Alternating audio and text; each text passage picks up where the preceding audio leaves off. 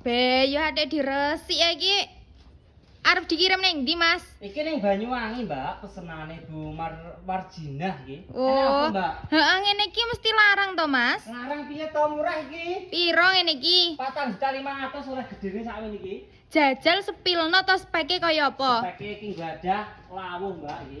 Oh, kaya ngene iki. Heeh, botok laron kena, botok tikus, botok ulo serit, ulo sawo ya iso, Mbak iki. Lho kok putih-putih ngene iki bahane apa, Mas? Iki full ACV, Mbak. Kecuali iki lisik pakai aluminium ini. Heeh. Jan istimewa apa? Lah iki wis enek kocahane barang to, Mas? Kocakan iki jenenge wastafel, Mbak. Oh, Kocakan alah, kawah wastafel, iki. heeh. Wastafel wis enek. Lah rae ndi no? Hah? Rae. Ra apa? Ora piring kok. Heeh. Iki apa to?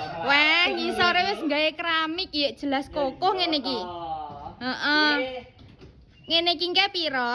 4.500.000 ae, Mbak. Lah gratis ongkir apa ora? Jatim, Jateng, Madura, Jogja wis tak kei gratis ongkir. Carane- COD. Carane pesen piye ben aku ngerti ngene iki, Ki? Nah, sore bioprofil penak to. Heeh. Wis terhubung karo admin. Oh, ngono. Ya, Iya. murah, disepilne. Ngaliyo sik nek no Mas tak sepilne.